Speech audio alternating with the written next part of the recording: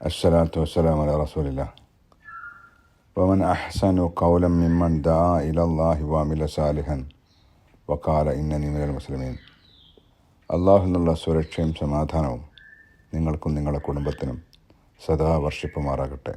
പ്രിയപ്പെട്ട സഹോദരി സഹോദരന്മാരെ, അള്ളാഹു സുബ്ഹാനഹു വ തആല സൂറ ഹദീദിലൂടെ നമ്മളോടൊരു കാര്യം ഓർമ്മിപ്പിക്കുന്നുണ്ട്. അതിപ്രകാരമാകുന്നു: മാ അസാബ മിൻ മുസീബത്തിൻ ഫിൽ അർദി വലാ ഫി അൻഫുസിക്കും ഇല്ലാ ഫി കിതാബിൻ മിൻ ഖബ്ലു അൻ നബ്റഹ ഇന്ന ദാലിക അലല്ലാഹി യസീർ. ഭൂമിയിലോ നിങ്ങളുടെ ദേഹങ്ങളിൽ തന്നെയോ യാതൊരു ആപത്തും ബാധിക്കുകയുണ്ടായിട്ടില്ല. അതിനെ നാം ഉണ്ടാക്കുന്നതിന് മുമ്പ് തന്നെ ഒരു രേഖയിൽ ഉൾപ്പെടുത്തി കഴിഞ്ഞിട്ടല്ലാതെ. തീർച്ചയായും അത് അള്ളാഹുവെ സംബന്ധിച്ചിടത്തോളം ഏറ്റവും എളുപ്പമുള്ള കാര്യമാകുന്നു.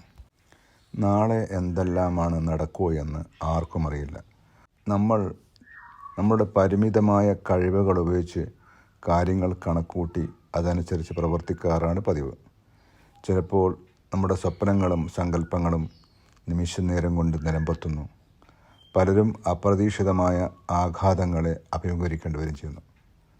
ചില ആളുകൾക്ക് മാരകമായ രോഗങ്ങൾ വന്നുവിടുന്നു, ധനനഷ്ടം സംഭവിക്കുന്നു, മാനനഷ്ടം, നമ്മൾക്ക് വേണ്ടപ്പെട്ട ആരെങ്കിലും നഷ്ടപ്പെടുന്നു. അങ്ങനെ വല്ല പരീക്ഷണവും വന്നു കഴിഞ്ഞാൽ യഥാർത്ഥ വിശ്വാസി ഇപ്രകാരം പറയുമെന്ന് അള്ളാഹു തന്നെ നമ്മെ അറിയിക്കുന്നു: അല്ലദീന ഇദാ അസാബത്ത് മുസീബ ഖാലു ഇന്നാ ലില്ലാഹി വ ഇന്നാ ഇലൈഹി റാജിഊൻ. അള്ളാഹുവെ, ഞങ്ങൾ നിന്നിൽ നിന്നുള്ളതാകുന്നു, നിന്നിലേക്ക് തന്നെയാണ് ഞങ്ങളുടെ മടക്കമെന്ന്. അങ്ങനെ പറയാൻ കഴിയുക എന്നത് അപാരമായ മനഃശാന്തിയുള്ള, മനക്കരുത്തുള്ള ആളുകൾക്ക് മാത്രമേ പറ്റൂ. അങ്ങനെ പറഞ്ഞു കഴിഞ്ഞാൽ ഉലായിക അലൈഹിം സലവാത്തും മിൻ റബ്ബിഹിം വറഹ്മ വ ഉലായിക ഹുമുൽ മുഹ്തദൂൻ. അത്തരം ആളുകളുടെ മേൽ ആണ് അള്ളാഹുവിൻ്റെ സമാധാനവും ശാന്തിമിറങ്ങും. അത്തരം ആളുകളാണ് സന്മാർഗം പ്രാപിച്ച ആളുകൾ. ഒരിക്കൽ ആദം നബി അലൈഹിസ്സലാമും മൂസാ നബി അലൈഹിസ്സലാമും അള്ളാഹുവിൻ്റെ സന്നിധിയിൽ വെച്ച് സംസാരമുണ്ടായി. ബുഖാരിയും മുസ്ലിമും റിപ്പോർട്ട് ചെയ്ത ഹദീസാണ്. പ്രവാചകൻ സല്ലല്ലാഹു അലൈഹി വസല്ലമ സ്വഹാബികളോടായി പറഞ്ഞു: ഒരിക്കൽ അള്ളാഹുവിൻ്റെ മുമ്പിൽ വെച്ച് മൂസ അലൈഹിസ്സലാം ആദം നബി അലൈഹിസ്സലാമിനെ കാണുകയുണ്ടായി. എന്നിട്ട് മൂസ നബി ആദം നബി അലൈഹിസ്സലാമിനോട് ചോദിച്ചു: താങ്കളെയല്ലേ അള്ളാഹു സ്വന്തം കരങ്ങൾ കൊണ്ട് സൃഷ്ടിക്കുകയും സ്വന്തം ആത്മാവിൽ നിന്ന് ഊതുകയും ചെയ്ത് മലക്കുകളോടൊക്കെ താങ്കളെ സുജൂദ് ചെയ്യാൻ പറയുകയും പിന്നീട് സ്വർഗത്തിൽ താമസിപ്പിക്കുകയും ചെയ്തു. ആ മരത്തെക്കൊള്ള അടുക്കരുത് എന്ന് പറഞ്ഞിട്ട് താങ്കൾ ആ മരത്തിൽ നിന്നും പറിച്ചു കഴിച്ചു. അതുമൂലം സ്വർഗത്തിൽ നിന്നും പുറത്താക്കപ്പെട്ടതല്ലേ?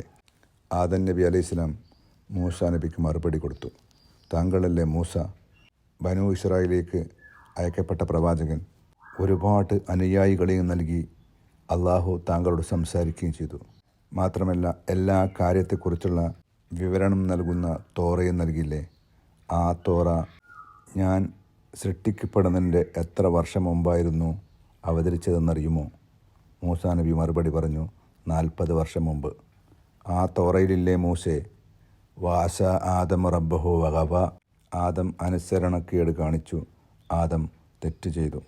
ഈ ഒരു മറുപടി കൊടുത്തുകൊണ്ട് ആദം അലൈഹിസ്സലാം മൂസാ നബിയെ നിശബ്ദനാക്കി എന്നാണ് പ്രവാചകൻ സല്ലല്ലാഹു അലൈഹി വസല്ലം പറഞ്ഞത്.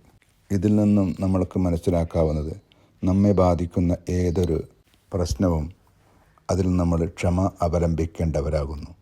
അല്ലാഹു സുബ്ഹാനഹു വ തആല അത് സംഭവിക്കുന്നതിന് മുമ്പേ ഒരു രേഖയിൽ എഴുതി വച്ചിട്ടല്ലാതെ ഒന്നും സംഭവിക്കില്ല.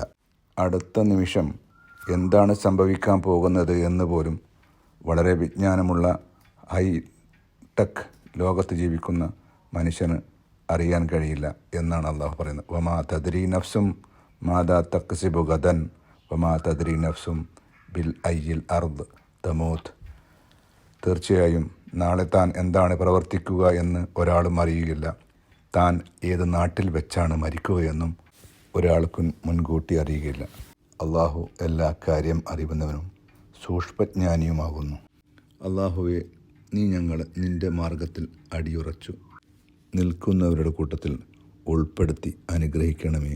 ആഖിർ ദഅവാന അൽഹംദുലില്ലാഹി റബ്ബിൽ ആലമീൻ.